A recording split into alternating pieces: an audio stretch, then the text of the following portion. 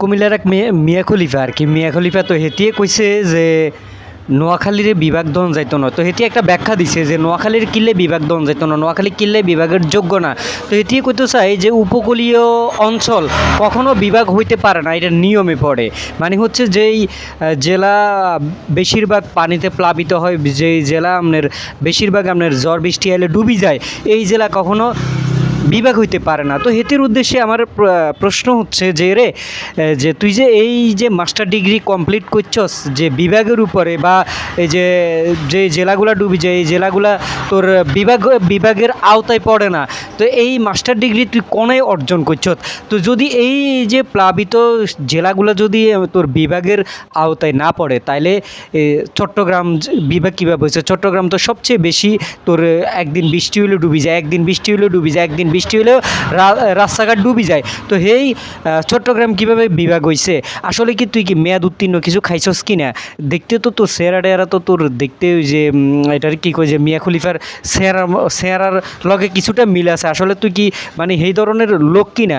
আর এই যে নোয়াখালীর ভাষায় একটা কথা আছে, নোয়াখালীর ভাষায় না বাংলা ভাষায় একটা কথা আছে যে যেই বাল ছিটতে টানো সেই বাল টানাটানি করিও না। তো তোর দরকার আছে নি? তুই যেহেতু এই বিষয়গুলো জানোস না, এই বিষয়টা জানোস না, এই বিষয়টা সম্পর্কে তোর কোনো ধারণা নাই, কিলে এই বিষয়ে কথা কইতে আইসস। আর আমরা শুরু থেকেই আমরা কইছি যে আমরা তোদের সাথে নাই। তোকে কুমিল্লা বিভাগ হাইলে তোরা হাই যা, তোকে আব্বাকেও তোকে আব্বারা এখন সবগুলা ক্ষমতায় আছে, তোকে আব্বাগুলো এখন দায়িত্বে আছে কুমিল্লার। তোকে আব্বারা হাসনাত আবদুল্লাহ আরও ওই যে আরও কয়েকটা আছে না, এগুনা তোর 5ই আগস্টের আগে এগুলো হ্যান্ডটোকে খাইতো আর কি, ভাত খাইতো হাইতো না।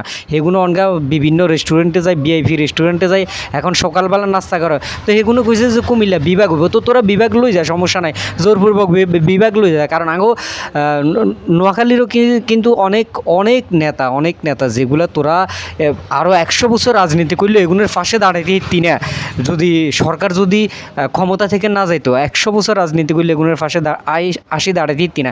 তো হেগুন এই ফকিরনির ফলারা হেগুন এখন দায়িত্বে আছে, ক্ষমতায় আছে। তো হেগুনে ইচ্ছা করলে তো কুমিল্লা এখন বিভাগ দিয়ে দিত। আর তোরা কুমিল্লা বিভাগ লই যা, কোনো সমস্যা নাই, আমরা কইন না যে কুমিল্লা বিভাগ ওইব কিল্লাই।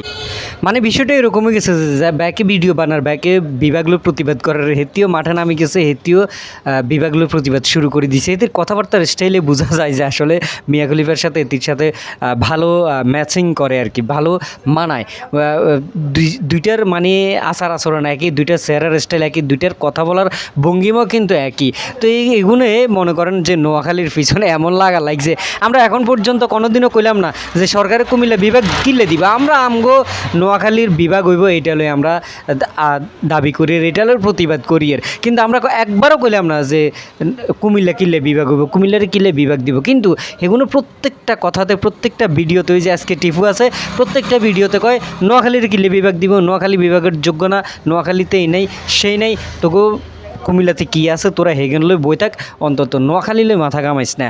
নোয়াখালীর বিভাগ দিলেও সরকারের দিব, না দিলেও সরকার দিব। আর তোকে আব্বাকেও ক্ষমতা নাই যে সরাসরি কুমিল্লা বিভাগ দিয়ে দিব। বর্তমানে যারা আছে কেউ বিভাগ দেওয়ার ক্ষমতা রাখে না।